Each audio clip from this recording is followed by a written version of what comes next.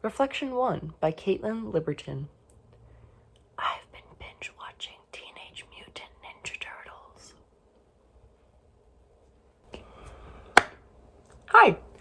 So for this I want to talk about innovation, and specifically demographics and innovation and how they go together. And to define innovation, we're going to define it as a new idea, method, or device that consumers are looking for. And it is said that you need to consider demographics when you are considering innovation. I want to take a quote that is, "Innovation is both conceptual and perceptual. Would-be innovations must also go out and look, ask, and listen." And this is from The Discipline of Innovation by Peter Drucker. And my question is that I want to look into is innovation influenced by demographics, or do current demographics influence innovation? So we're going to do this by looking at the timeline of the Teenage Mutant Ninja Turtle franchise and how they've innovated the story over the years. First was the comics. They came out in 1984. They were very gritty and dark. After that came the first cartoon, which was in 1987 and ran until 1996, which is 9 years, which is a long time for a TV show. And basically they made it more childish. They wanted it to appeal to younger audiences. They wanted to sell toys. And it seemed a lot of it was for business and also wanting to share that franchise with younger audiences. They gave them different colors. They made them love pizza. They innovated the characters and the story to give it a more younger feel.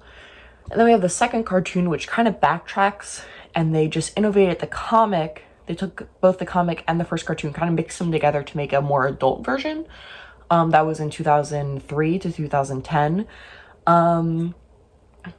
It was, the demographic didn't feel like they were being served, the adult demographic from the original comic, and also that demographic that they originally were serving has gotten older, so they were looking at their demographic and innovating the story to fit that, and I think that's really smart.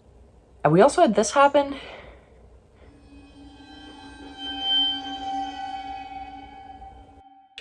And I think where they failed to do this, an example of a bad example,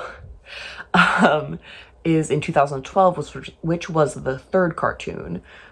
We see core audience of ages 6 to 11. This is by Nickelodeon, when they wanted to redo a girls show and a boys show. So they chose Teenage Mutant Ninja Turtles and the Winx Club. And that's what they did. It was a little more coming of age. And it kind of matured with the viewer, which I will get into in a little bit, because I think that's really important when you're innovating something, to mature it with your demographic or stick with your demographic. Those are like the two things that I feel like are important. And then we get into 2018 Rise of the Teenage Mutant Ninja Turtles. Its core audience was children 6 to 11 again.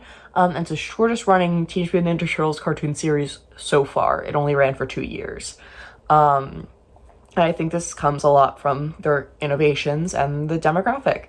They wanted to innovate the show and give it a new spin, but that wasn't what their demographic wanted, I don't think. They introduced magic. They introduced a new dynamic between the characters, new personalities. They completely innovated the story, but it wasn't for the better.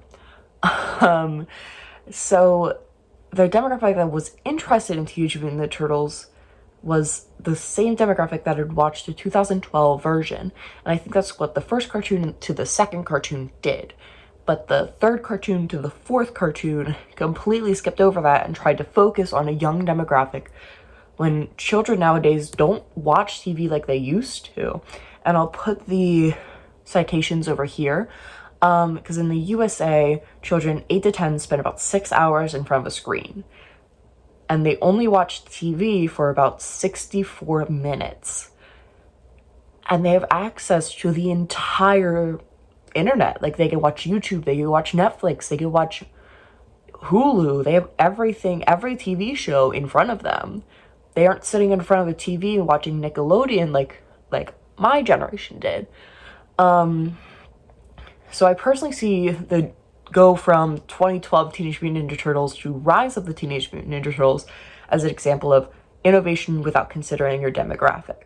but I see the first two cartoons of Teenage Mutant Ninja Turtles as looking at your demographic and innovating your story to go with it. Some other ways that I see innovation good following its demographic is, for example, Minecraft. It is a sandbox game, and it came out when I was a kid, and I used to play it. It was very simplistic. It was easy to navigate. There wasn't like a whole open world aspect to it. But Minecraft knows that their demographic is getting older, and they know that a lot of people that play Minecraft are people that are young adults. So they've made the game more complex. They've added more colors, more design choices, more blocks so that people can make more intricate things because they know that their demographic has changed. And I think that's such an important thing in innovation, is knowing when your demographic has changed. So, to answer my own question pretty much, I think innovation has to start by looking at its demographic. But I think to continue innovating, you have to look at what your demographic is becoming. Thank you.